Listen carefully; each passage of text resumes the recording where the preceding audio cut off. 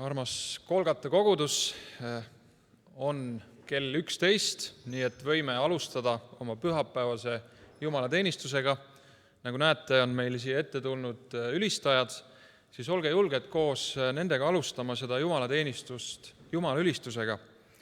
Ja võite seda teha nii istudes kui püsti seistes, kuidas te ise mugavalt tunnete.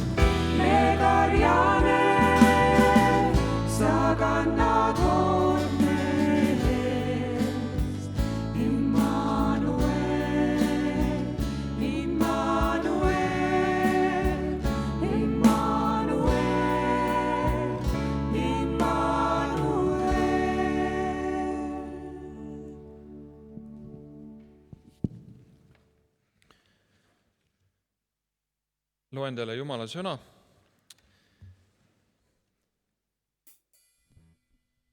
Matteuse evangeeliumist 11. peatükist 25. kuni 30. salm. Kutsub Jeesus koormatuid. Tol samal ajal ütles Jeesus: ma tänan sind, Isa, taeva ja maa issand, et sa selle oled peitnud tarkade ja mõistlike eest ja oled selle ilmutanud väetitele. Jah, Isa, sest nõnda on see sündinud sinu head meelt mööda. Kõik on mu isa andnud mulle ja keegi muu ei tunne poega kui vaid isa. Ega ükski tunne isa kui vaid poeg ja see, kellele poeg seda iganes tahab ilmutada. Tulge minu juurde kõik, kes olete vaevatud ja koormatud, ja mina annan teile hingamise. Võtke endi peale minu ikke ja õppige minult, sest mina olen tasane ja südamelt alandlik, ja te leiate hingamise oma hingedele, sest minu ikke on hea ja minu koorem on kerge. Ja ma palvetan vastavalt selle kirja kohale, selle jumalateenistuse Jumala kätte. Kallis Taavi isa, tänan sind, et sa oled andnud meile selle eesõiguse tulla 25. oktoobril siia kogudusse kokku. Ja tõesti, sina oled öelnud, kus 2 või enam on minu nimel koos, seal oled sina nende keskel. Ja tõesti, siin on see kirjakoht, mida me üheskoos lugesime, need on sinu sõnad, mis kutsuvad vaevatud ja koormatuid sinu juurde. Isand, tõesti, ma tänan sind, et meie koormaid sind huvitavad. Sina tahad meie koormaid. Sa tahad anda selle raske koorma, võtta meie raske koorma ja vastu anda kergema. Issand, ma tänan sind, et me võime seda niimoodi sinuga jagada. Ja ma palun, et sa õnnistaksid seda jumalateenistuse tervikut. Iga inimene, kes siin sõna võtab, kes siin ülistuses kaasa teeb, kes koha peal sinuga osadust peab, kuuleb.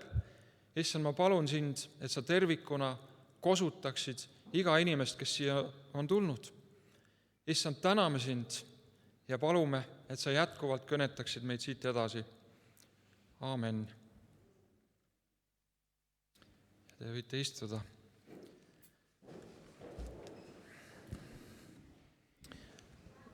Täna me alustame üsna varakult juba sõnaosaga, ehk siis kutsun siia meie armsa kogudusvenna Erki laulu ja ta on selline mees, kes kohe suurima rõõmuga oli valmis tunnistama, kuidas Jumal teda tema eriala kaudu on kõnetanud. Aga miks selline teema on väga selge põhjus, sest ka jutlus tuleb samal teemal ja hiljem siis jumalateenistuse teises osas on Tõnu Lehtsaar jutlustamas teemal vastutus töö tegemise eest. Aga anname Erkile võimaluse enne, kui ta läheb pühapäevakooli tundi ja ma loodan, et nii mõnedki tema lapsed on siin ka kuulamas, kas rõdul või all. Ja kui on kuskil kõrvalruumides, siis juhtige lapsed kuulama, mida Erki räägib.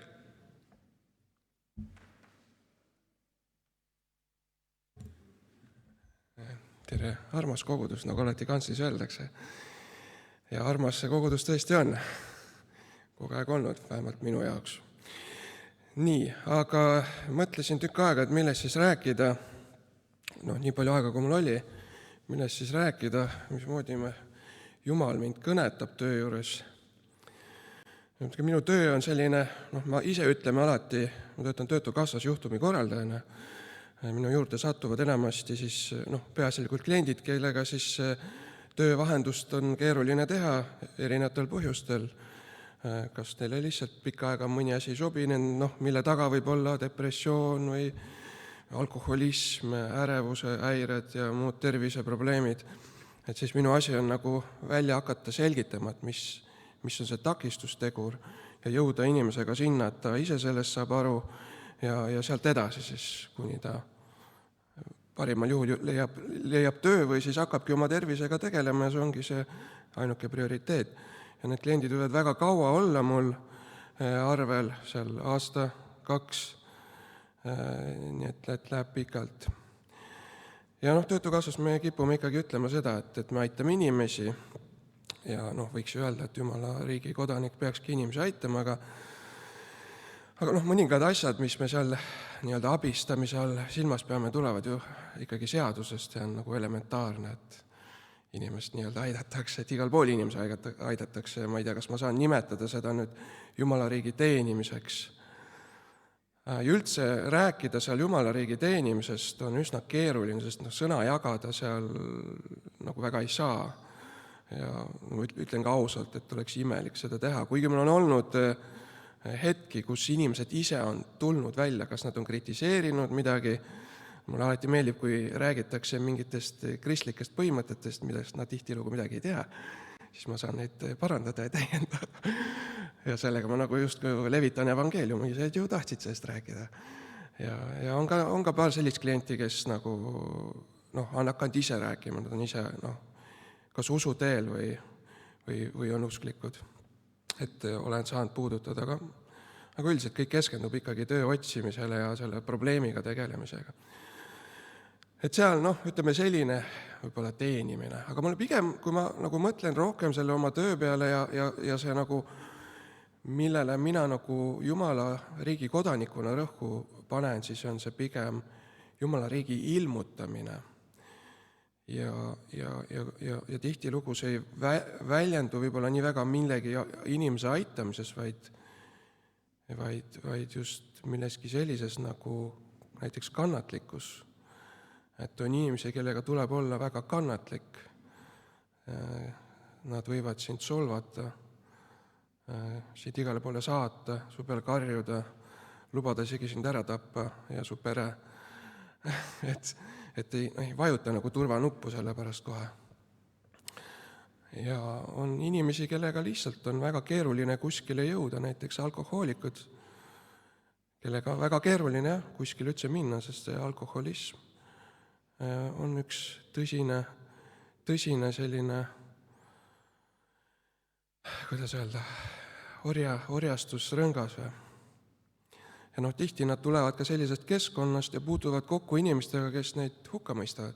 Ise sa oled ju valinud sellise tee. Ja kuidas nende inimestega tegeles, ta tuleb eelarvamusega sinu juurde. Ta ei ootagi, ta hakkab valetama, tuleb jääknähtudega, sa nagu kohe, ma küsin alati, et kuidas sa ennast tunned. Et jah, nohu on natuke, tavaliselt räägitakse, nad on haiged. Aga ainuke võimalus temani jõuda on laskuda temaga samale tasemele. Nõustuda sellega, et nii ongi.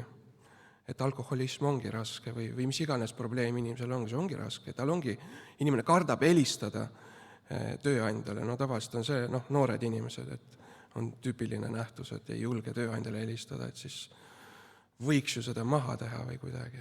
Aga jah, ongi nii, kardadki. Ja mulle võib-olla rohkem meeldibki alkohoolikutest rääkides, nad on kõige raskem juhtum minu arvates just, et tihti nende alkohoolikute lugude taga on mingisugused lapsepõlved ja niisugused kurvad lood. Ja see, kuhu nad on juba sattunud, see ongi selline täielik vangistust, kus on väga raske välja saada. Ja sa sõna otsa mõttes sa nõustudki temaga. Sest kui ta tajub seda, 5 minutit sai täis. Kui see inimene tajub seda, et temast saadakse aru ja teda nagu aksepteeritakse selles mõttes, et nagu Jumal võtab sind vastu, võtab sind vastu mustana, ta on valmis sinu jalgu pesema ja seal samas töös nendega sa pead samamoodi käituma. Sa pead olema valmis tema räpaseid jalgu pesema, tema räpast lugu kuulama. Ka näiteks vangid, kes on raskeid kuritegusid, näiteks mul on üks klient, kes on inimkaubandusega tegelenud. Et sa pead neid ära kuulama ja olema nendega kaasas ja hoolimata sellest, mida nad on teinud, sa pead olema avatud sellele vastuvõtule. Et sina oled see, kes ei mõista hukku, vaid pakud talle hoopis teise perspektiivi. Et sa põhimõtteliselt oled valmis ta jalad puhtaks pesema, kuigi sa ei peaks seda tegema. Et see on võib-olla see ilmutuslik osa ja mida ma olen tähele pannud on see, et kui inimesed otsivad sind Google'ist ja nad vaatavad, kes sa selline oled ja nad saavad teada, kes ma olen. Siis mul on videosid üleval tunnistusega ja mõned jutlused. Näiteks mul hiljuti ma käisin sõbra juubelil reedel ja kohtasin seal sellist tuttavat, keda ma tükk aega pole kohanud ja rääkisin ja küsin, kuidas ta läheb ja ütleb, et tead, Erki, mul juhtus siuke huvitav asi, et ma otsisin internetis mingit sellist surma ja elu küsimusega seoses mingid teemad. Mitte, et tal oleks mingi surmasoov, aga lihtsalt otsis. Ja ma leidsin sinu jutluse. Ja mõtlesin, et kuule, et sinu oma, et ma pean küll selle ära kuulama. ja ütles, et talle väga meeldis. Ja võib-olla mitte see ei ole oluline, et talle väga meeldis, aga et ma peaks ennast hästi tulema, et küll oli siis hea jutlus, eks ole, aga just see, et kui talle meeldis, järelikult ta jäi avatuks sellele, nendele mõtetele. Ja see on viis, kuidas Jumala sõna jõudis temani. Mis saad edasi saab, ma ei tea. Ja samamoodi nende arvel olekul töötutega, kellel on sellised probleemid ja kes ka, kas nad lähevad ära või nad ei lähe ära. Mul on mõni alkohoolik on selline, et näiteks üks nii hea juhtum oli, kus ühe mehe ma sain rehabilitatsiooni sinna päästearmeesse ja ta tuli tagasi. 6 kuud on see rehabilitatsioon seal. Tuli tagasi, vaatan, koputas ukse peale. Vaatan, kes see on, habeaetud, silmad säravad. Milline ime on juhtunud. See oli nii hea tunne. Panime uue aja kirja ja ta rääkis nii, lootust täis ja kadunud ta oligi. Ja selles mõttes, et ma ei saa, ma saan teha endast oleneva ja me kõik saame teha endast oleva. Me tihti loodame tulemusi, kui tegelikult on oluline ilmutada Jumala riiki. Me ei tee asju tulemuste pärast, vaid me teeme selleks, et ilmutada Jumala riiki. Ja tavaliselt sellised kliendid, kes mul ära kaovad ja mul on südames tunne, et ma tahan taga lõpuni teha, siis ma panen alati nagu lisainfosse, et kui ta tagasi tuleb, panna mulle. Sest ma olen kliendi looga kursis. Sest ma ei taha, et ta satub uue inimese juurde, kellel on võib-olla teine lähenemine ja siis kolmanda inimese lõpuks ta ongi kapsis, käib ringi kogu aeg. Et kui ta satub minu juurde, ta juba teab mind, minu lugu on selge, ma hakkan ta otsast peale. Läks midagi sassi, selge, lähme uuesti. Ja sellepärast ma usungi, et meie asi ongi seda teha, olla nende jaoks olemas, kas või haigete juures. Võib-olla ta ei usu, võib-olla ta ei jõua Jumalani mitte kunagi. Kuid ma usun, et seni kaua, kui inimene hingab, on võimalik tema eest paluda. Ja kui ta läheb või ta ei lähe Jumala riiki, oleme meie teinud kõik selleks, et ilmutada sellele inimesele Jumala au, Jumala armu, Jumala riiki. Ja. Aitäh! Kasutaks kogudusena võimalust, õnnistame Erkit tema töökoha peal. Nii et ühinega ja minuga koos ma hea meelega palvetaks tema ees, enne kui ta nüüd pühapäeva tundi läheb. Et see on meie ainulaadne võimalus oma venda niimoodi otse õnnistada. Kallis Taav isa, tõesti täname sind selle ilusa loo ja tunnistuse eest, mida Erki meile siia kõigile jagas, meile kõigile ülesehituseks. Ja tõesti, kui ta on sellel erialal, kus ta on sind kogenud, sind näinud ühel ja teisel kujul, tõesti täname sind, et ta on seda teinud ja ta on vaadanud sinu poole, olgugi, et on hetki, kus võib olla hirmu äratav ja need hetked, kus ta peab laskuma samale tasemele, nagu on need inimesed, siis ma palun, et ta tõesti selle juures ka süda avarduks ja tõesti, kui on võimalus, siis et tal oleks ikka julgust välja tuua ja peegeldada seda, kes oled sina, sinu iseloomu peegeldada. Issand, õnnistada ka nüüd, kui ta siit edasi läheb pühapäevaga tundi, et tõesti lapsed, kellega ta koos on, et ta sealgi peegeldaks seda, mida sa talle annad. Aga ometi sa tead ka Erki muid vajadusi, igapäevaseid, on need finantsilised, on need suhtetasandil, siis Jumal, sa oled lubanud oma sõnas ka nende asjadest hoolitseda. Aga sa oled öelnud, et otsige esmalt Jumala riiki ja kõike muud antakse teile pealegi. Jumal, täname sind, et Erki on seda teinud ja me võime seda koos vaadata ja imestada. Amen.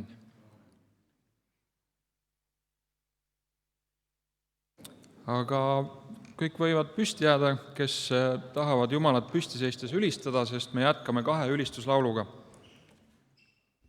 Ja lapsed võivad samal ajal ka minna pühapäevakooli tundidesse.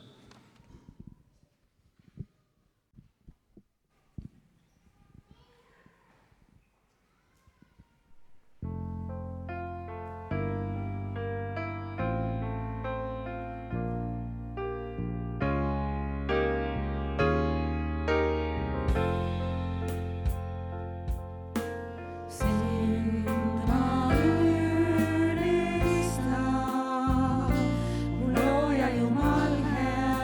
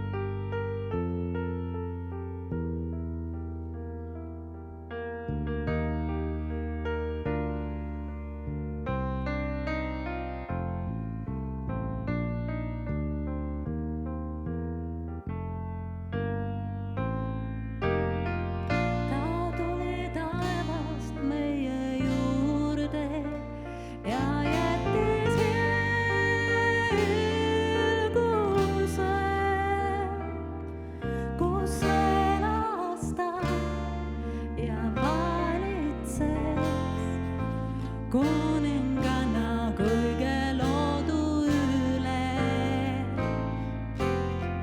Ta tuli meie juurde alla ja võttis muld serüüd, et heastada meil veresüüd ja täie viia isa plaan.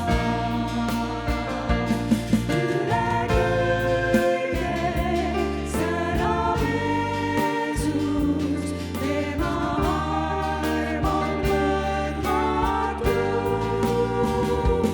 Üle maailma valus läbi kannab mind armastus. Ta tuli taevast meie juurde ja jättis ilmuse, kus elas ta ja valitses kuninganna kõige loodu üle. Ta tuli meie juurde alla ja võttis muld serüüd, et heastada meil veresüüd ja täide viia isa plaan. Üle kõige särab Jeesus, tema arm on mõõtmatu. Üle maailma valus läbi kannab mind armastus. Üle kõige särab Jeesus, tema arm on mõõtmatu. Üle maailma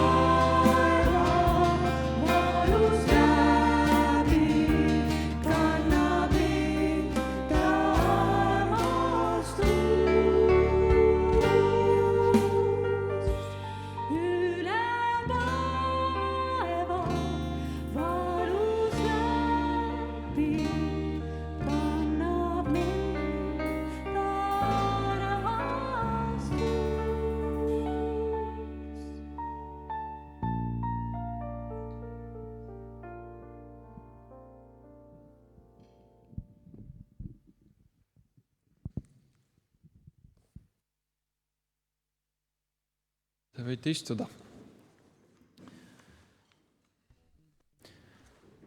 Jätkame väikeste teadete osaga. Teated tulevad ka siia slaidi peale. Seal on kõik kirjas, mis meil siis nädala sees on toimumas. Ehk siis kolmapäeval, nagu ikka, on väikelaste lauluring, neljapäeviti eespalvetuva noorteõhtu, reedeti juunioride õhtu ja järgmine pühapäev on siis meil jutlust tulemas pidama Meego Remmel teemal siis vastutus sünni ja surma eest. Ja lisaks, nagu alati, on meil ka venekeelne teenistus. Nii et terve nädal on sisustatud. Lisaks, kui nüüd järgmise slaidi peal näete, siis täna meid ootab ees selline teema nagu vastutus töö eest. Tõnu Lehtsaar seda peab ja järgmised kaks viimast on veel jäänud. Aga eriteatena on täna kell järgmise lehe peal 16 kuni 18:30 on meil piibli avastamise õhtu ja teemal siis piibli vanast seadusest uue seaduseni, mis meile kehtib. Peeter Roosimaa tuleb meid teenima nende mõtetega. Ja juba ette ära, 15. november kell 16 kuni 19:00 on koguduse osadusõhtu. Sellised on meie teated. Aga veel tooks välja meie koguduse liikmete sünnipäevad. Neid on meil terve tubli hulk ja ma loeks neid nimepidi ette. Ja need, kellel on juubel, nendel on mul ka olemas siin suurem juubel, nendel on ka olemas siin kaardid.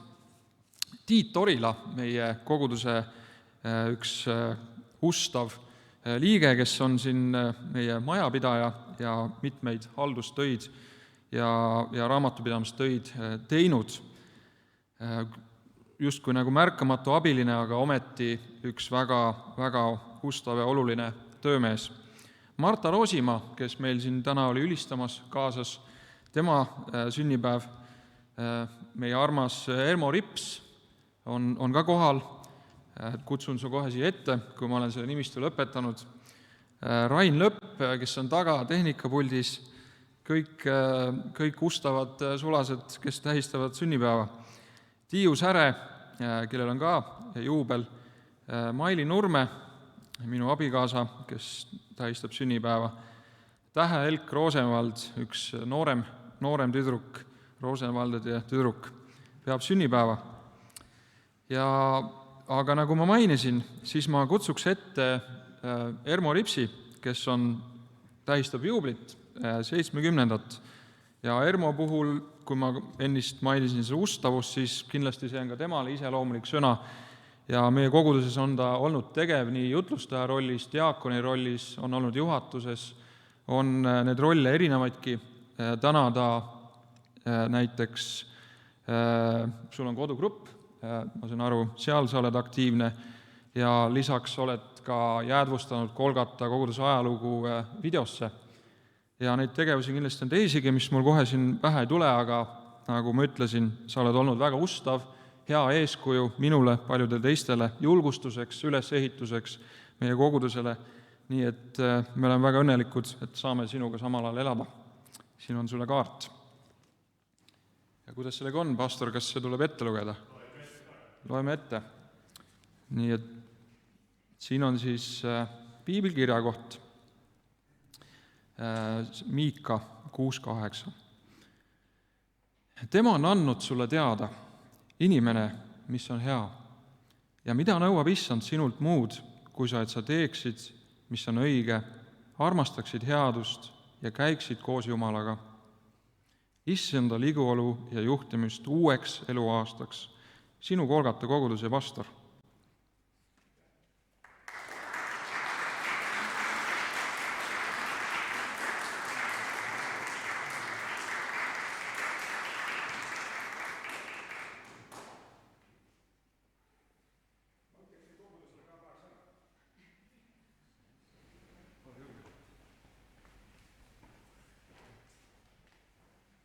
Tänan kõiki tähelepanu eest ja 70 aastat, see on nüüd niisugune tähis, mis on piiblis kirjas, piibellik number.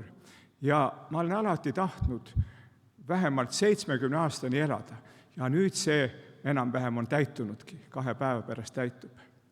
Ja on öeldud niiviisi, et inimese elupäevi on 70 aastat ja kes tugev on, sellel rohkem. Mul hakkavad nüüd need tugeva aastad. Kuskilt ma lugesin, et kõige õnnelikumad on inimesed kuskil niisuguses nooruseas, 18-25 vahel, ja siis kõige raskem on sageli 40-50 aastastel inimestel ja 70 aastast hakkavad jälle see õnnemoment kasvama. Ma ei tea, kuidas seda asja nüüd nad uurisid, aga see oli vähemalt ilus mul lugeda. Ja kui ma nüüd mõtlen oma elu peale ja Kolgata koguduse peale, siis eelmine pühapäev me pidasime koguduse aastapäeva. Number oli 119. Mina olen nüüd 70 ja minu elu on olnud lapsepõlvest peale seotud Kolgata kogudusega. Minu isa ja ema olid mõlemad aktiivsed koguduse liikmed ja vanadel inimestel meeldib ikka rääkida, kui vanad nad on. Mina nüüd ütleksin, et mina mõtlesin vist kõige vanem vend Kolgata koguduses, kes on pidevalt olnud siin. Mul ei ole perioodi, sõjaväes olin, aga mul ei ole ühtegi perioodi olnud, kus ma oleksin ära kuskil mujal koguduses. Ma olen kogu aeg Tartus elanud ja selles koguduses siis käinud. Nii et üle poole Kolgata koguduse ajaloost on ka minu ajalugu. ja milles ma näen nagu oma osa koguduses või üldse. Mul on ju hulka mälestusi. Ma mäletan, mis oli 50 aasta eest väga hästi, isegi rohkem. Ja üks asi on seda asja lugeda. Me võiks ju lugeda ka reisikirje, aga midagi teine, kui me sinna ise kohale läheme. Siis on midagi muud. Ma olen seda läbi elanud. Mul on võrdlusmaterjali. Ma saan võrrelda, mõtelda ja mul ei ole kunagi igav selle tõttu. Ja ma näen nagu oma ülesannet ka selles, et mingisugust järjepidevust hoida alles sellega, mis on olnud ja mis praegu on. Aitäh!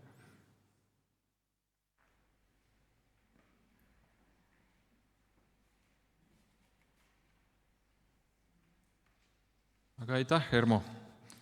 See ongi üks Jumala ime, kuidas Jumal teenistuse kokku paneb, nii et see jutlus, see sõnaosa sobis siia väga hästi.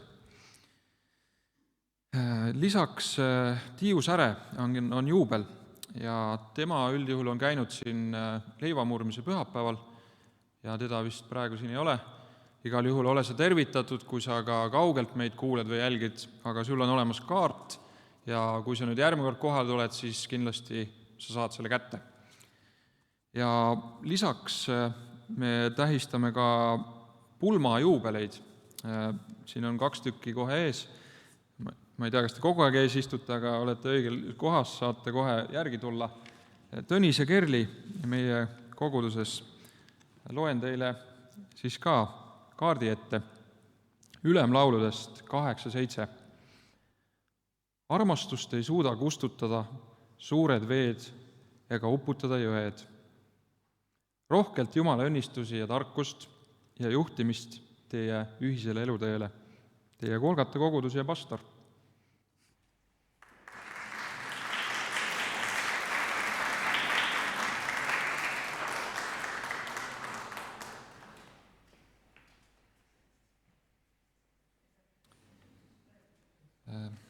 Ja lisaks meie vene koguduse paarikene Juri ja Ludmilla Kopsar, nemad vist ei ole ka praegu siin, aga see kaart kindlasti nendeni jõuab pärast, kui meie osa on siin läbi.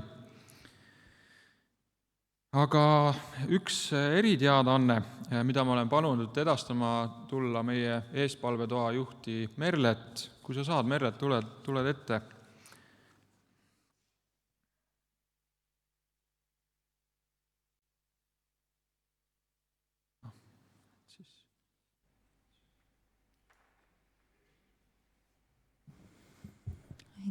Nagu juba koguduse listist paljud lugesid, igavikku on lahkunud meie armas koguduse õde Ehakai Uibo.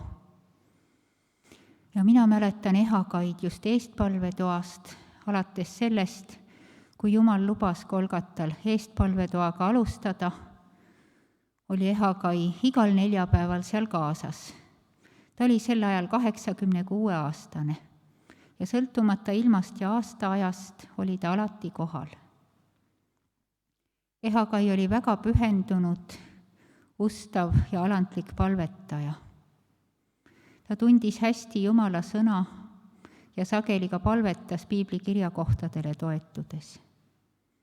Kui inimesed tulid eestpalvele, siis Ehakail oli neile ikka julgustuseks Jumala sõna kaasa anda. Ta kuulas neid kannatlikult, elas kaasa ja palvetas. Ehakai südamel olid haiged, surijad, hädasolijad ja inimesed, kes veel ei tunne Jumalat. Ehakai oli eestpalvetoas vanim osaleja ja noorematele põlvkondadele oli ta alati eeskujuks, julgustajaks, kinnitajaks. Tal oli jutustada meile lugusid sellest, kuidas Jumal on imeliselt palvetele vastanud, kuidas Jumal on teda läbi kandnud keerulistest olukordadest. Ja neid lugusid jutustas ta alati rõõmsa tänulikkusega ja sügava Jumala kartusega. Lisaks sellele jagas ta meile head vaimulikku kirjandust. Tal oli palju raamatuid just palvetamise teemal.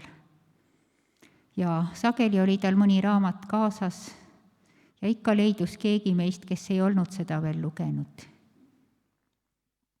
Kui vaja, siis Ehakai ka manitses meid ja ta tegi seda alati nii leebel ja armastaval moel, et see oli tõesti nagu püha vaimu puudutus.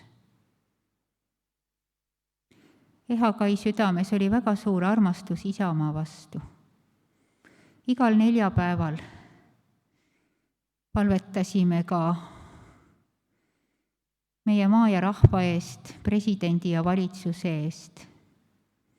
Ehakai jälgis poliitika uudiseid ja sedagi üksnes selle eesmärgil, et teaks täpsemini, kelle ja mille eest palvetada.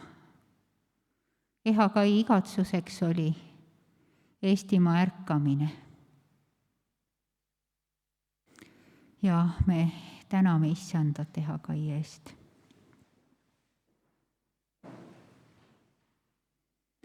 Tänu sulle, Jumal, et sina kinkisid meie kogudusele Ehakai, et ta on nende pikkade aastakümnete jooksul olnud ustav kaasateenija, olnud õnnistuseks kogudusele ja erinevatele põlvkondadele. Tänu sulle, et sina kinkisid talle sellise palvemeelse ja ustava südame.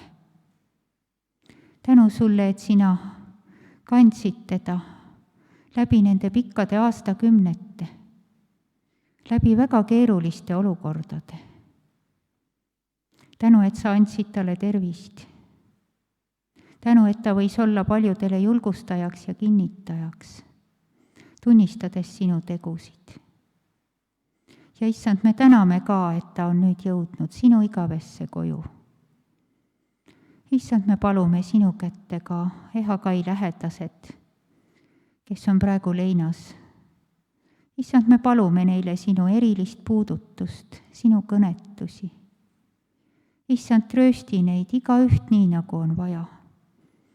Ja anna neile üks selge äratundmine, et sina hoolitsed, sina korraldad elu ja sina kutsud neid, kes ei ole veel sind tundma õppinud.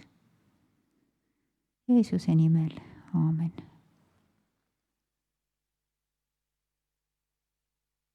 Aga jätkame tänupalve osa sünnipäevalised, et palvetame ka nende eest, kes siin sai ennist esile toodud ja ka mõned eespalvekogudused ja aastapäev tähistavad kogudused nagu Kuressaare Sioni, Rakke ja Tartu Riste kogudus ja Lihula on meie eespalvekoguduseks.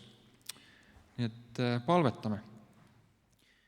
Kallis Taavi Isa, tõesti täname sind Tiidu eest, Marta eest, Ermo eest, Raini eest, Tiiu eest, Maili eest, Tähelik Roosemaldi eest. Tõesti, neid on palju ühe nädala jooksul ja see on üks ilus asi, kui me oleme saanud nendega sind teenida siin koguduses. Issand, õnnista neid inimesi sellisel kujul, nagu sa tahad neid õnnistada ja tõesti varusta neid kõige sellega, mida nad vajavad. Ja tõesti õnnista neid nende teenimises, et nende annid siin koguduses või töö juures, et need oleks kasutuses ja et nad kogeksid selle kõige juures sinu ligiolu ja neil oleks suhe sinuga. Issand, ja tänan sind ka nende sünnipäevakoguduste eest, mis on välja toodud, on Kuressaare Sioni, Rakke, Tartu Riste, kõik on sinu kogudused. Õnnista neid kogudusi. Ja lisaks meie eespalvekogudus, mis on Lihula kogudus, seal ääremaal, Läänemaal, siis õnnistame seda kogudust. Ja kui nad on ka praegu kogunemas, siis ma palun, et nad saaksid kõik sinu sõnast ja vaimust ja väest osa. Issand, aga eespalve soovid, mis on välja toodud, siin on tänu selle eest, mis on toimunud meie vedu, meie lähedal siin Tartumaal vedus, kus on Golgata grupikene, kes on raamatukogus käinud teenimas ja seal on tänusoov osaleja poolt, et selline asi on toimunud. Issand, sina niimoodi külvad, sa saadad inimesed välja, aga lõpuks lased sellele seemnel ise kasvada. Issand, õnnista seda vedu, seda tööharu, mis on siit Golgatalt välja kasvanud ja täname sind iga inimese eest, kes on seal kaasa teenimas. Issand, sa näed neid teisi palvesoove, kui siin on välja toodud Sander Tulk, kes on praegu Allika koguduses, võimalik, et praegusel hetkel esile astumas, et jutlustada, siis me õnnistame siin Kolgata koguduses teda seal. Issand, sina näed teda, anna talle sõna ja julgust seda sõna edastada, mis on temal südamele antud. Issand, sa näed Javieri, meie hispaanlasest sõber, kes on siin koguduses olnud, käinud. Issand, kui tal on tervisehädad, siis me palume Jeesust temale tervist ja sellist tervist, et ta võiks veel pikki päevi ja aastaid siin elada ja seda hea energiaga. Issand, õnnista teda, aita tal selle tervise raskusega toime tulla. Issand, aga veel tervise eest on eespalvet palutud ühe väikese beebi tüdruku eest, kellel on hingamisraskused. Issand, aga eespalvetaja, sina tead, mida meile anda, mida selle eest paluda, kuidas paluda. Issand, aga me tahame praegu õnnistada praegu seda tervet peret, seda ema-isa, kes on praegu mures oma väikese lapse pärast, sest tal on hingamisraskused ja kellel ees ootab operatsioon. Siis ma praegu palun, Jumal, et sina oma imega näitaksid oma au selles olukorras. Issand, et vanemad võiksid siin kogeda ja ka, et see laps võiks saada sellist hoolt, nagu sina tahad, et ta saaks. Issand, õnnista seda pere. Issand, aga tõesti, õnnista veel edasi meie Jumala teenistust, kõiki neid erinevaid osasid veel, jutlust, mis on kohe tulemas, lisaks ka seda ülistust, mis on sinu poole veel suunatud. Issand, ole meie keskel. Tänu sulle. Aamen.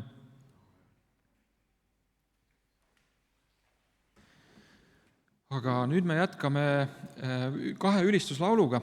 Samal ajal paneme ohvri kokku ja pärast 2 ülistuslaulu tuleb meile siis Tõnu Lehtsaar jutlust pidama.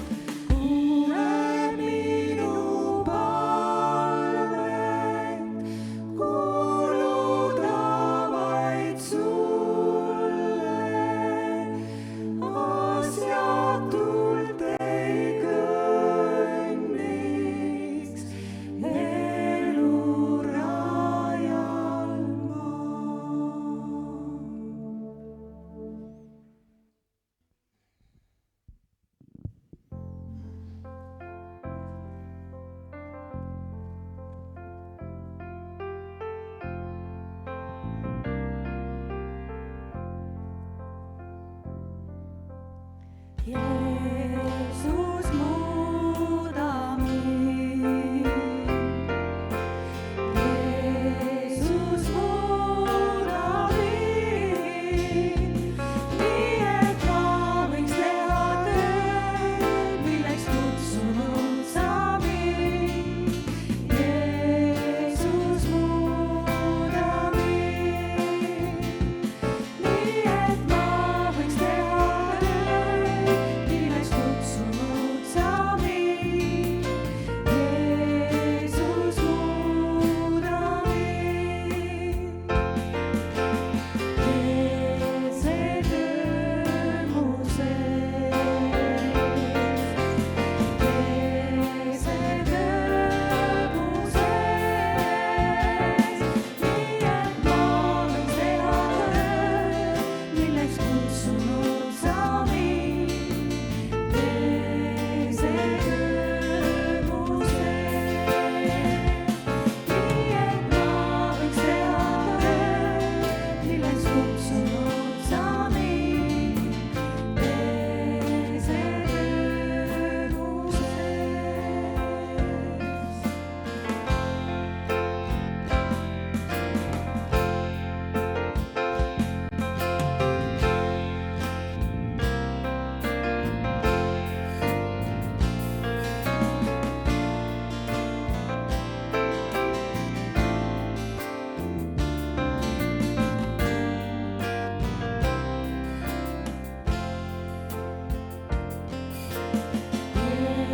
Jeesus, muuda mind. Jeesus, muuda mind, nii et ma võiks teha tööd, milleks kutsunud sa mind. Jeesus, muuda mind, nii et ma võiks teha tööd, milleks kutsunud sa mind. Jeesus, muuda mind. Tee see töö mu sees. Tee see töö mu sees, nii et ma võin teha tööd, milleks kutsunud sa mind. Tee see töö mu sees, nii et ma võiks teha tööd, milleks kutsunud sa mind. Tee see töö mu sees.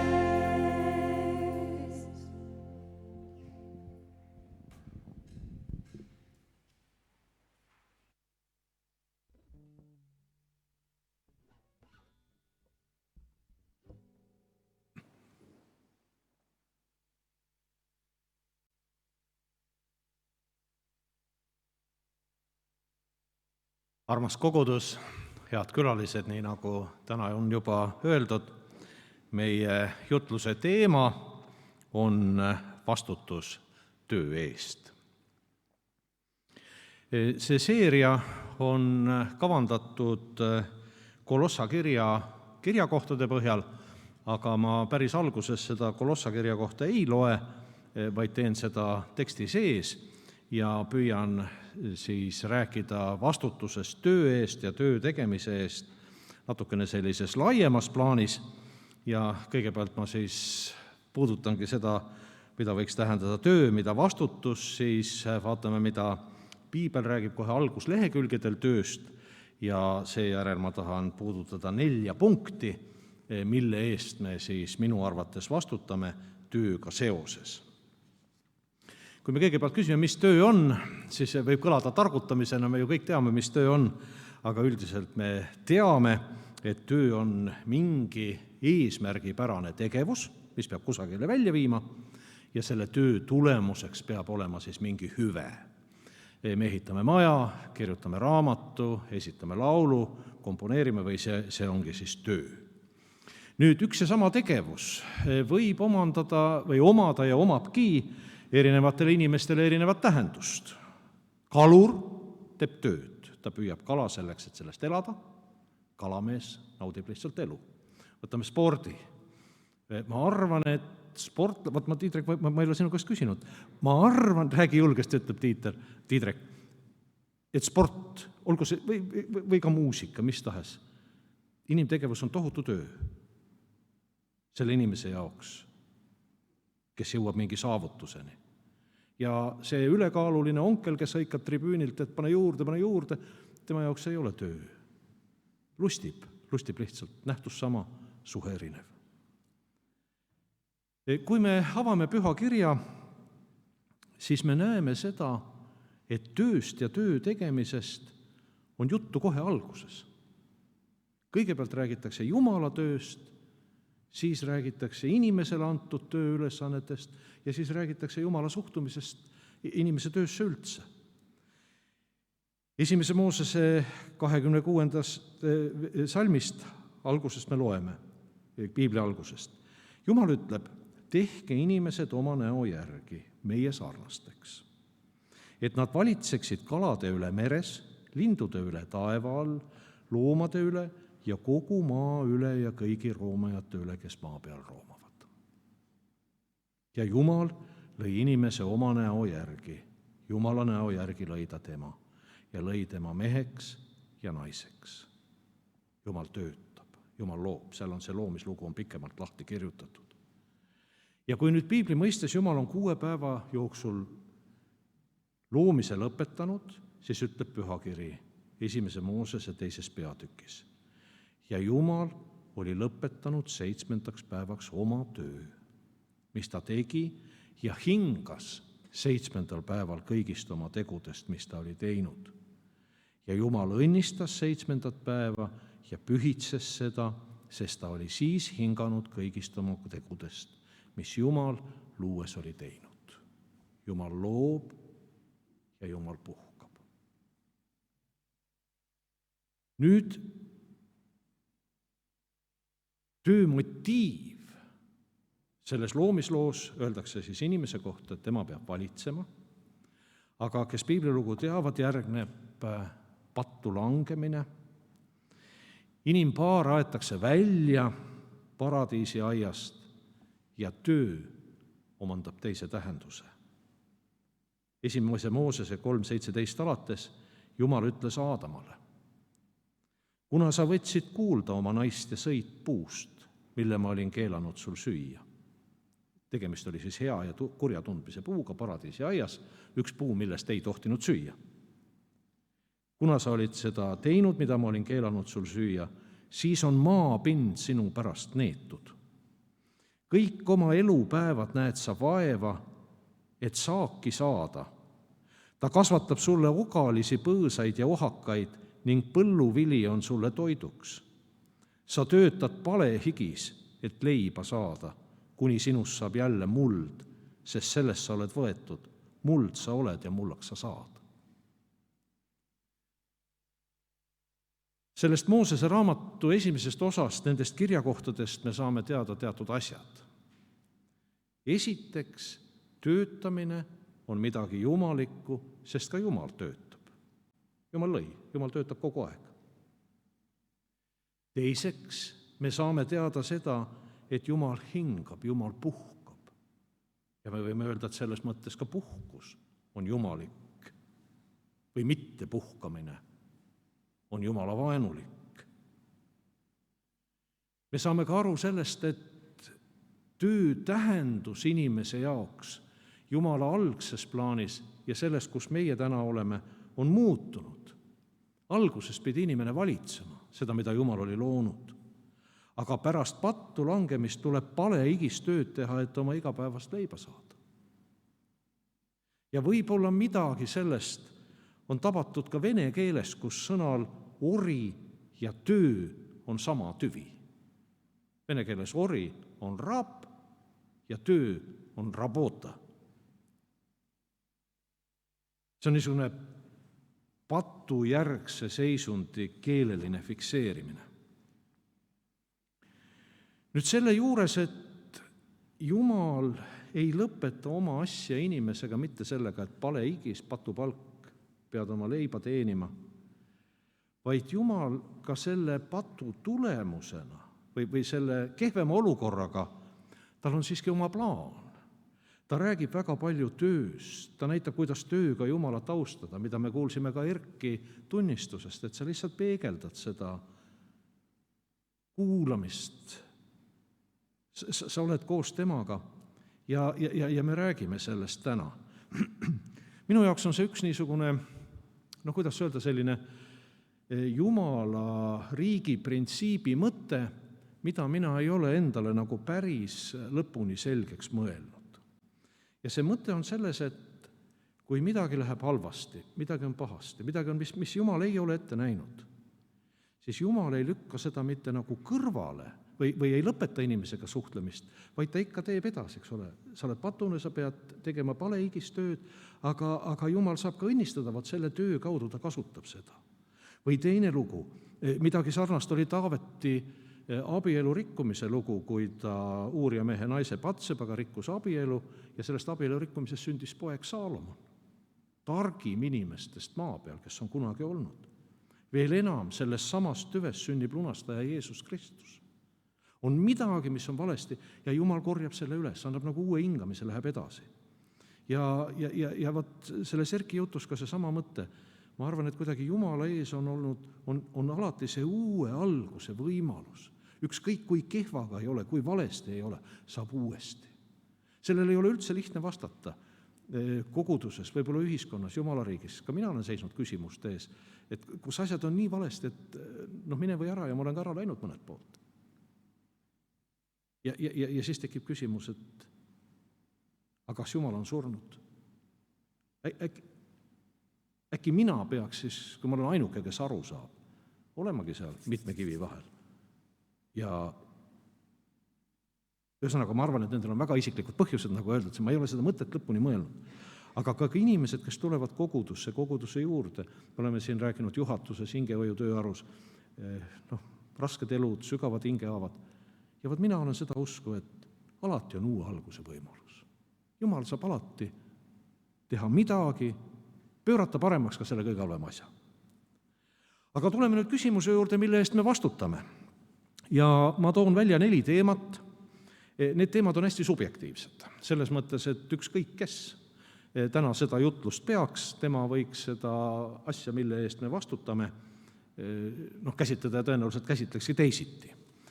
Ja kui me veel kõigepealt ka küsime, mida siis vastutus tähendab, siis ma vaatasin, üks väga ilus definitsioon on, et vastutus on tagajärgede kandmine oma tegude või tegemata jätmiste eest. Vastutab see, kes kannab tagajärgi. Ja seda, et tagajärgi ei ole, seda ei ole. Ükskõik, mida me teeme või ei tee, tagajärjed on, ja meie vastutus on nende tagajärgede eest. Aga need 4 asja on järgmised. Kõigepealt me vastutame selle eest, et me üldse tööd teeme.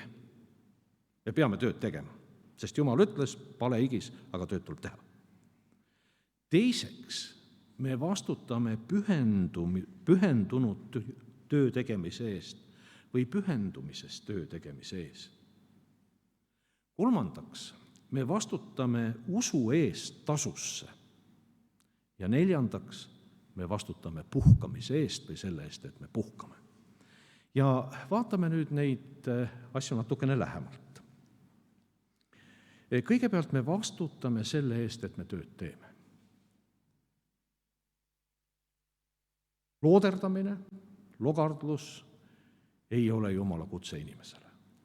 Meie koguduse omaaegne armas vend Valdeko läbi aastate, võib-olla isegi aastakümnete, armastas tsiteerida õpetuse sõnade 6. peatüki 6. salmist edasi. Mine sipelga juurde sina laisk, vaatama tema viise ja saa targaks. Kuigi tal ei ole pealikut, ülevaatajat ega valitsejat, valmistab ta siiski suvel oma leiva ja kogub lõikuse ajal oma toiduse. Kui kaua sa laisk magad, millal sa ärkad unest? Veel pisut tund, pisut tukkumist, pisut pikutamist ristis kätega. Siis tuleb vaesus sulle kallale otse kui röövel ja puudus nagu relvastatud mees. Väga ilusasti öeldud. Õpi sipelgas sina laisk. Ja muide see vastutus on ka öeldud, et kui sa kaua looderdad ristis kätega, siis tuleb vaesus sulle kallale ja puudus. Ühesõnaga, ära looderda.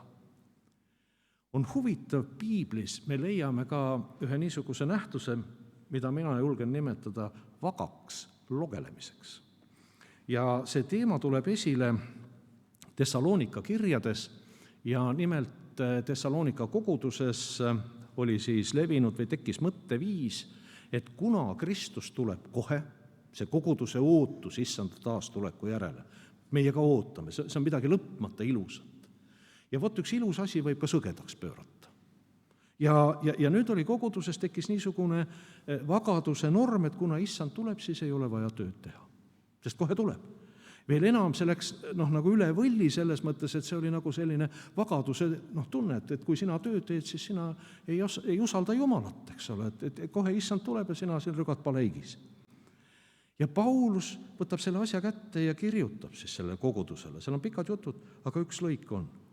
Aga meie käsime teid, vennad, meie issanda Jeesuse nimel vältida kõiki vendi, kes logelevad ja ei tee mitte pärimuse järgi, millelt nad meid on saanud. Et kui ta on sõge peast ja on nii vaga, et tööd ei tee, jäta ta sinna, väldi teda. Te teate ju ise, kuidas te peate meid võtma eeskujuks, sest meie ei ole teie keskel logelenud. Tema oli telgitegija, tegi käsitööd, Paulus seal. Ega ole kellegi juures leiba söönud muidu, vaid oleme vaeva nähes ja rühmates töötanud nii ööd kui päevad, et me ei koormaks kedagi teie seast. Mitte, et meil poleks seda meelevalda, kogudus oleks võinud neid üleval pidada, vaid me tahame anda teile head eeskuju, sest ka siis, kui olime teie juures, käskisime teid, kes ei taha töötada, ärgu ka söögu. Me kuuleme ju, et mõned teie keskelt elavad korratult ja ei tööta, vaid janditavad. Niisuguseid me käsime ja manitseme issandas Jeesuses Kristuses, et nad vaikselt töötaksid ja sööksid oma leiba. Ühesõnaga, et jant maha jätta ja ela normaalset elu, eks ole. Ei ole seda vaga looberdamist. Nüüd see, et me peame tööd tegema, on piiblis väga suurtes erinevates seostes. Ja ma lihtsalt mõnda asja nimetan. Korintuse kirja mõte vaimuandidest koguduses. Et kui Jumal on sulle andnud ühe asja, mis on sinu and, mida ta on pühitsenud, mida ta on arendanud sinus, siis kogudus kui üks tervik, vaata, sina pead oma vaimuandi rakendama. Või seda, mida issand sulle on andnud. Kes loeb, kes laulab, koguduses ju tööd küll. Talentide lugu, mis on üks väga tõsine lugu, isand läheb võõrsile, annab ühele sulasele, ühe teisele natuke rohkem ja tuleb tagasi ja küsib, mis sa tegid mu rahaga. Ja võib-olla issand küsib meie igaühe käest, mis sina oma rahaga tegid, mis sa oma suhetega tegid, mis sa korterid tegid, võimalustega. Et ma andsin sulle, aga kus on nüüd minu oma? Kus on nüüd minu oma? Ja andku Jumal meile armu, et siis sellele küsimusele vastata. On väga ilus mõte ka tööga seoses Jeesuse ülempreesterlikust palvest. Jeesus palub oma isa poole enne oma surma. Ta teab, ta lüüakse risti, tema maine elu lõpeb ja ta ütleb, mina olen sind kirgastanud maa peal, lõpetanud töö, mille sa mulle andsid teha. Ja nüüd kirgasta ka sina, isa, mind enese juures selle kirkusega, mis oli mul enne maailma rajamist sinu juures. See puudutas kogu tema elu, aga see on niisugune väga sügav visiooni tundmine. See töö, mille sina mulle andsid, olen teinud. Võib-olla meie teame oma elu kutsumust Jumala ees, aga võib-olla on see midagi väga konkreetset. Vot Ermo ütles väga ilusasti. Talletada ja kanda põlvkondade järjepidevust. Oli sinu mõtteks, et sa oled Jumala eest nagu selle saanud ja vot seda tulebki teha. See võib olla konkreetselt, see võib puudutada elu, aga kui me seda nagu ei tea, mis see on, siis on see meie vastutus. Me peame nagu issanda käest seda küsima. Mul oli üks niisugune hästi positiivne näide, ma olen selle üle palju mõelnud ja pole nagu lõpuni selgeks mõelnud. 2000. aastate alguses ma olin maakodus ja ma arvan, et ma olen seda näidet vist kasutanud ka. Keskeas, ega lood hakkavad korduma, enam mäletan, mil sa rääkinud oled. Ja oli niisugune elus selline periood, kus nagu mingid tegemised olid lõppenud ja palusin Jumala käest, mis ma nüüd siis nagu tegema pean. Ja issand ütleb täitsa selgelt, et tuleb kirjutada raamat konfliktoloogiast. Ma ei ole väga sõjakas inimene, ei ole vist. Ja ma pole sellega tegelenud, aga kui issand ütleb, siis tuleb teha. see asi teiste sündmuste keerises võttis mul 8 aastat või kas 6 või 8 aastat aega ja nüüd sellest raamatust on ilmunud 4 trükki. Aga miks ma seda pidin kirjutama, ega ma lõpuni ei tea ka, eks ole. Aga vot see oli üks asi. Nüüd see on valmis, tulevad järgmised asjad, eks ole, või juba ammu valmis. Aga see mõte on see tööteadlikkus eluplaanis konkreetse ülesande raamis. Aga lisaks sellele, et nagu Jumala eest teha tööd õigesti, ja sellele konkreetsele teadlikkusele on midagi, mida me võiksime nimetada printsiibi teadlikkuseks või niisuguseks põhimõtteliseks suhtumiseks. Ja kui ma nüüd selle piibli otsimismasinaga selle internetis otsisin sõna töö, leidsin ma Siiraku tarkuse raamatust ühed salmid. Ma ei ole just eriti kõva niisugune apokriivade mees, aga see mõte on seal väga selge ja ilus. Laps, oma tööd tee, see on siis Siiraki 3:17 ja sealt edasi. Laps, oma tööd tee tasase meelega, siis armastavad sind Jumalale armsad inimesed. Mida suurem sa oled, seda rohkem alanda ennast. Siis leiad armu issanda ees. Sest issanda võim on suur ja alandlikud austavad teda. Ära otsi, mis sulle on liiga raske ja ära uuri, mis sulle ei ole jõukohane. Mõtle sellele, mida sul on kästud teha, sest mis on salajas, see ei ole sinu jaoks. Mis ei ole sinu töö, sellega ära ennast asjata vaeva, sest sinule on ju näidatud rohkem, kui inimesed suudavad mõista. Sest paljusid on eksitanud, nende enda arvamus ja valekujutlus on rikkunud nende mõtlemise. Vot täpselt on. Ära võtta maakera sülle. Ära topi oma nina sinna, mis on sulle üle jõu. Ka füüsilises maailmas. Ma saan väga hästi aru, et kui üks minu sugulane tõstis üles, ma ei tea, kas 0,5 tonni on see võimalik. Ja, mina sureks esimese 100 kilo peale, eks ole. Kui see kange ei ole sinu jaoks, ära tee. Mis kõik võib tunduda, et me peame tegema. Likvideerima linnas sotsiaalse ebavõrdluse, täitma inimeste kõhud, ravima vaimuhaigusi, tagama sotsiaalse heaolu, mida iganes. Ei ole, ära topi oma nina. Ära tee alandlikult seda, mis on sinu ülesanne. Ära võta maakera sülle.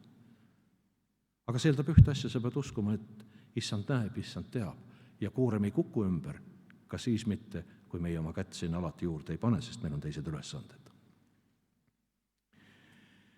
Teiseks me vastutame pühendumise eest ja siinkohal ma nüüd loen selle kirjakoha Kolossa 3:22-4:1, mis siis oli nii-öelda algselt välja öeldud selle jutluse põhikirja kohaks ja toon sealt välja ka 2 mõtet. See kirjakoht ütleb, orjad, olge oma maistele isandatele kuulekad kõiges, mitte silmapetteks, nagu inimeste ees lipitsemiseks, vaid siira südamega kartes issandat. Mida te iial teete, seda tehke kogu hingest, nõnda nagu issandale ja mitte nagu inimestele. Teades, et te saate issandalt palgaks päris osa. Teenige issandat Kristust, sest kes teeb ülekohut, saab kätte, mis on ta teinud ülekohut ning ei ole mingit erapoolikust. Isandad, andke orjadele, mis on õiglane ja kohane, teades, et ka teil on issand taevas. 2 mõtet sellest salmist. Me armastame rääkida sellisest sotsiaalsest mõjust, ka kristluse mõjust kultuurile. Praegu väga populaarne märksõna on influence ehk mõju või see, kes on mõjuvõimas isik, see on siis influencer, ühesõnaga midagi sinu isikust, sinu tegemisest, sinu sõnast oleneb ja paljud püüdlevad selle poole. Nüüd kristluse mõju, me võiks öelda siis õhtumaa kultuurile või meie kultuurile või lääne kultuurile, on väga mitmetahuline, aga selle kirjakohaga seonduvalt ma tooks välja 2 mõtet. Üks on orjanduse kadumine ja teine on kapitalismi tekkimine. Orjanduse kadumine. Ma ei ütle, et kumbki nähtus nüüd on seotud selle kirjakohaga, aga see kirjakoht väljendab seda printsiipi või põhimõtet. Orjad, olge maistele isandatele kuulekad kõiges. Ja isandad, andke orjadele, mis on õiglane ja kohane ja teadke, et ka teil on issand taevas. Ja vot see mõtteviis, et ori ei ole enam mitte ori, vaid ta teeb seda, mida issand on käskinud. Ja orja pidaja peab oma orja suhtuma kui ligimesse. käituma nii, et ka sinul on Jumal taevas. Ma olen vahel juhtivates ametites nendele kolleegidele või kesktaseme juhtidele öelnud, et püha kiri ütleb, et sa võid teha, mida sa tahad, aga Jumal taevas näeb, mida sa teed. Ja siis üks küsis, et kas tõesti näeb? Ma ütlesin, jah, tõesti näeb, sest nii on kirjutatud. No tahtis hästi vali olla, jah. Nii et tükid lendavad, tema asi ei ole. Aga ei ole nii, et sa laiutad siin. Jumal taevas näeb. Aga vot see mõtteviis orjanduslikus ühiskonnas, mis sulatas selle ühiskonna kahest otsast ära. Orjandus kaotas mõtte, orjapidamine. Õde ja vend Kristuses ei saa olla orjapidaja. Ja noh, need ajaloolased, kes niimoodi ütlevad, et Kristlus lõpetas, aga võib-olla ka Kristus, jah, orjapidamise, mulle see mõtteviis meeldib, ma arvan, et jah, nii oli. Teine on kapitalismi tekkimine. Nüüd kuulus sotsioloog Max Weber, keda peetakse sotsioloogia isaks, ja tema on kirjutanud üldse palju ja ta on sotsioloogia rajaja, ääretult tark inimene. Tema on kirjutanud teiste seas raamatu Protestantlik eetika ja kapitalismi vaim. Ja see eetika ja kapitalismi vaim, see on tõlgitud nüüd ka eesti keelde, see on erinevate niisuguste artiklite kogumik. Ja tema ütles, et just kalvinistlik teoloogia ja mõtteviis sünnitas kapitalismi. Inimesi õpetati selles töömoraalis, et töö on midagi jumalikku. Jumal tahab, et sa töötad hästi. Aga Jumal tahab ka, et sa elad vaga, puhast ja tagasihoidlikku elu. Ja nüüd need inimesed, kes töötasid vagalt, puhtalt ja püüdlikult, tegid hästi tööd, nendel hakkas raha üle jääma. Ja ülejäänud raha nad nii-öelda taasinvesteerisid, soetasid töövahendeid, tekkis tootmine, aga kui sul on juba vägev rehepeksumasin või võimas 4 härja ader, siis sul oma põlduna sa jõuad aga üksi künda või peksta, sa võtad inimesi tööle ja sealt tekkis kapitalism. Mõtteviis loob uue tegelikkuse. Ehk siis me vastutame oma tegude eest tõepoolest ka siis, kui me seda tõesti tunneme omal nahal.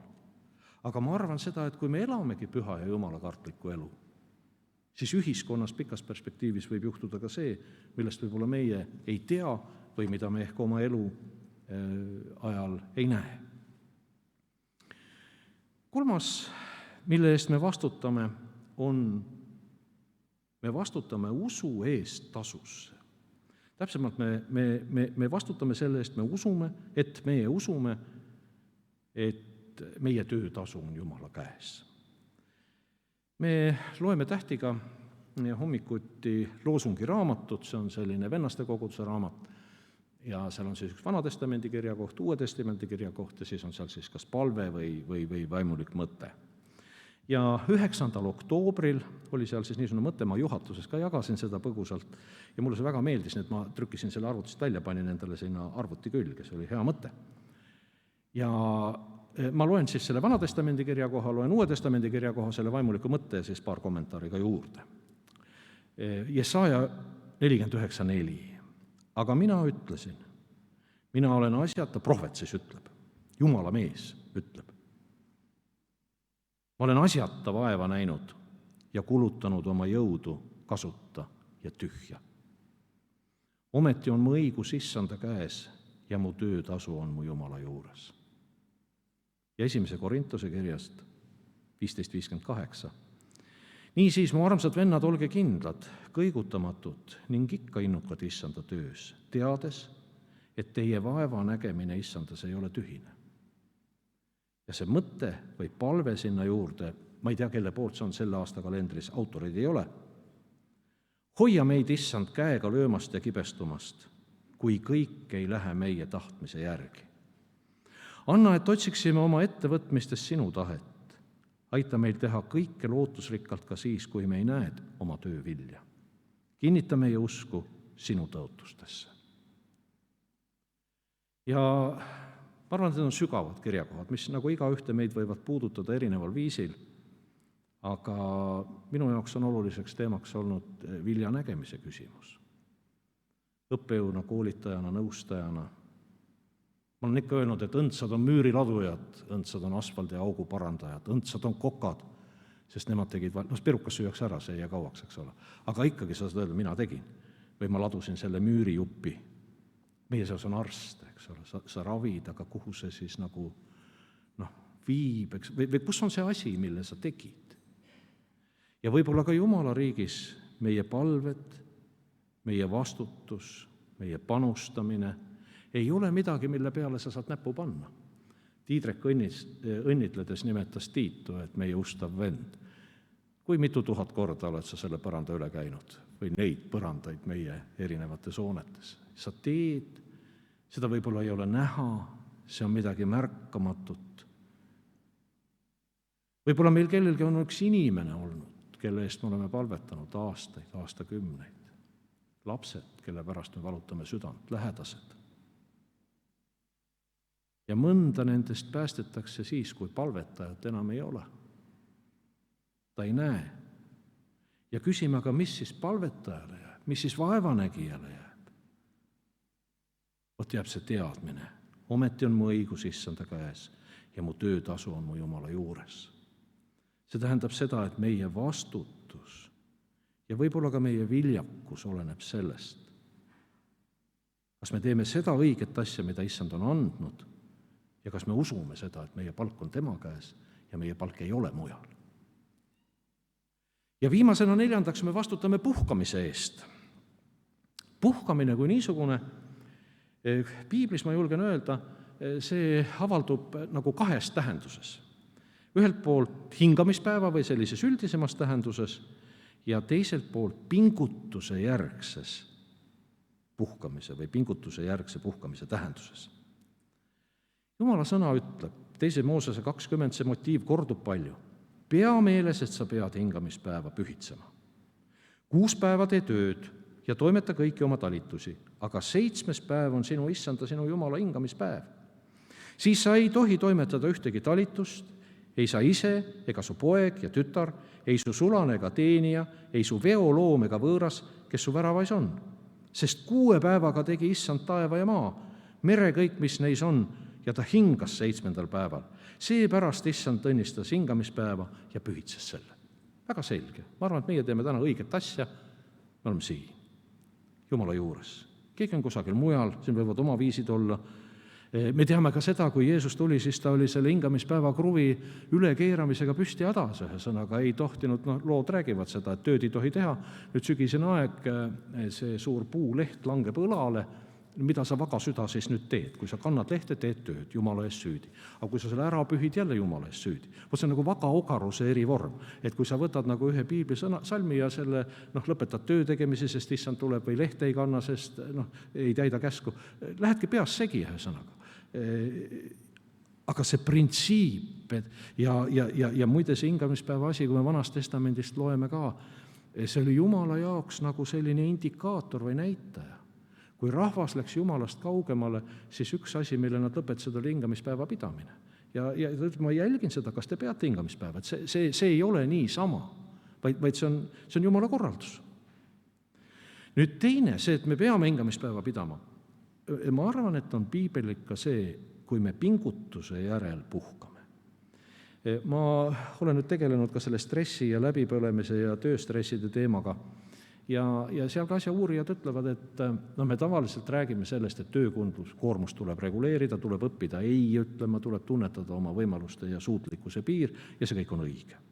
Aga nende põhiseisukohtad ütlevad, et meie moodsa aja probleem ei ole mitte see töökoormuse reguleerimine, vaid see on puhkuse puudumine või mitte puhkamine.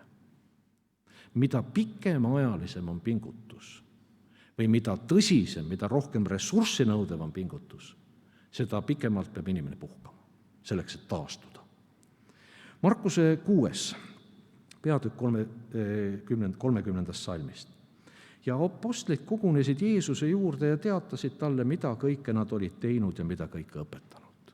Niisugune vägev värk, ühesõnaga, Jumala väes lähed, imed sünnivad, mida sa oled teinud, mida sa oled õpetanud.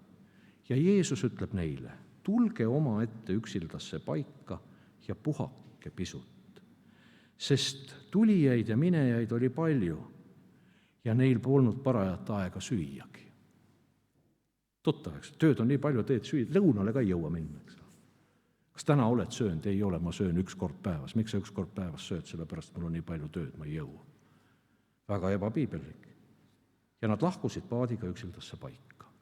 Me teame, kellel on palju tööd, seda on lihtsam öelda kui teha. Aga õnnistage eeskuju on, tulge üksildasse paika ja puhake pisut. Nüüd vastutusega. Oli meil juttu siis sellest, et vastutamine tähendab tagajärgede kandmist oma tegemata jätmiste või tegude eest. Ja mina leidsin nüüd hingehoiualasest kirjandusest, ma tellisin nüüd igavese portsu niisugust moodsat asja, mida ma varem ei teadnud, ja seal räägiti siis mittepuhkamise tagajärjest. See nimetati siis adrenaliini võõrutussüsteemiks või võõrutussümptoomiks või sündroomiks ja seda võib ka nimetada siis puhkamisvõimetuseks, mis tähendab seda, et inimene, kes keerab kruvi üle, ühest hetkest ei suudagi enam puhata. Ja see, et inimene ei suuda puhata, avaldub järgmistes tunnustes. Pidev tung hakata midagi tegema. Ta ei püsi, ta peab kogu aeg midagi tegema.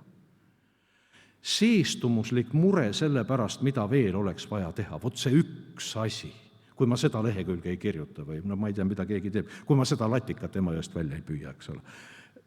Seda mis see iganes on, mure, mis siis saab, kui ma seda ei tee.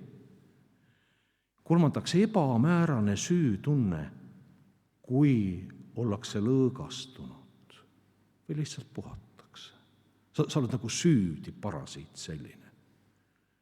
Esineb ka kerget või keskmist depressioonitunnet. Vot inimene, kes on actionis, ta läheb, planeerib ja teeb, siis ta on öelda, et kõik tuled säravad ja viled hüüavad. Aga kui ta jääb üksinda või on kodus, siis on selline närv, muserdunud, masendunud. Tekib nendel inimestel ka motoorne rahutus, ringi liikumine, sõrmede trummerdamine, nihelemine, nätsu närimine. Ta ei saa vagusi olla. Ühesõnaga kogu aeg sügeleb. Sobib võib-olla rääkida, olin siin meie vendluse konverentsil. Mina ei ole mingisugune diagnoosija. Ja vaatasin seda asja. Üks noor vend oli minust natuke eespool, teine oli tagapool, nagu sütte peal, käsi vahel, kuula jutlust või laulu, ei saa, vehib kätega ka veel, nagu mingit sõda peab, eks ole. Et mis asi või kes teda siis taga ajab, ma ei oska seda öelda. Aga ma arvan, et mingi vunk oli üle läinud, ja nüüd pandi teda pinki istuma, pidi püsima. Võimatu. Imelik kõrvalt vaadata. Nüüd peale selle rahutuse tekib ka ärritus, kannatamatus ja agressiivsus. Inimene läheb närvi kergesti ja viimaseks öeldakse, et ta tahab palju kohvi juua või midagi, mis siis stimuleerib teda. Ja andku jumal armu, eks ole, see arva seda juhtub, aga ma pidasin terve loengu Tähtile sel teemal, kui ma avastasin, see oli mulle nii huvitav ja tema kommentaar oli, et ega see ise ka palju parem ei ole. Ja ma ei tea, kas on pühakiri, aga keegi on öelnud, et naiste ja väetite suust sa pead seda tõde kuulma, nii et niimoodi siis see läks. Aga ma arvan, et see asi on tõsine tegelikult ja meie moodne aeg soosib seda ka oma erinevates sõltuvustes, olgu see tegemine, nutisõltuvus, ka mitmed vaimulikud praktikad, mis ajavad seda võlli üle. Ja kui me küsime siis, mida selle peale öelda, ma tooksin veel kord esile siis need 3-4 mõtet, et me vastutame oma tegude ja tegemata jätmiste tagajärgede eest. Me vastutame tegelikult selle eest, mida me teeme. Me vastutame selle eest, kuidas me teeme. Ja me vastutame ka oma usu eest. Kas me usume, et meie töötasu on issanda käes? Aga me vastutame ka, et me kruvi üle ei keera ja et me puhkame. Sest hingevaenlane teatavasti tema ei puhka ega ei maga kunagi. Aga Jumal, kui ta lõpetas oma töö, mida ta oli teinud, ta vaatas seda, see oli hea ja ta hingas 7. päeval. Aamen.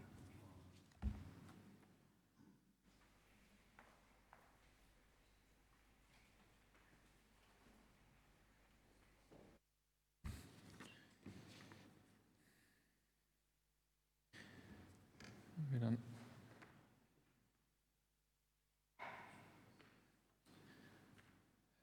teadaandena veel see, et EHKI matuse ärasaatmine on homme kell 12 siitsamas kogudusest. Ja ma sain aru, et võib tulla osalema. Kõik on oodatud. Ja siis on meil siin korjandus, täname Jumalat selle korjanduse eest ja lisaks palvetame vastavalt sellele jutlusele, mis me siin kuulasime. Ja pärast seda jätkame ühislauluga, ülistusega.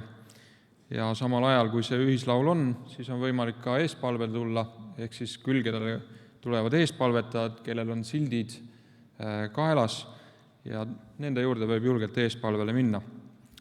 Et kes soovib, võib tõusta, võib ka istuda, kuidas mugavamalt tunnete, aga täname selle ohvri eest ja ka selle jutluse sisu eest.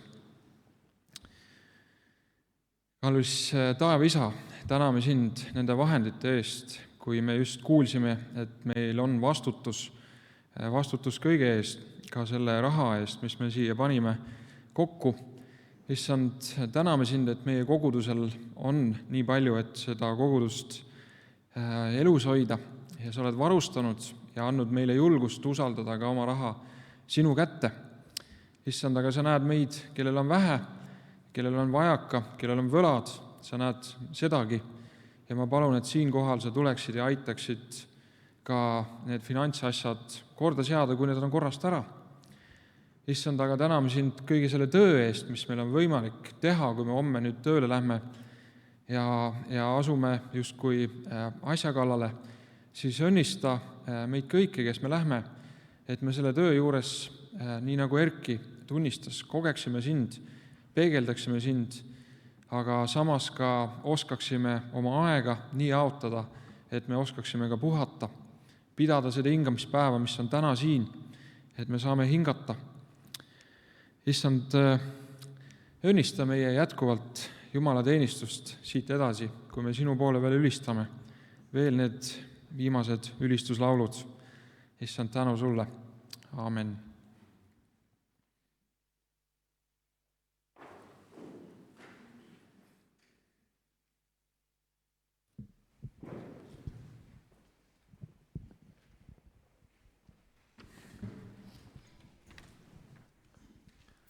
Küll on hea ennast usaldada Jumala kätte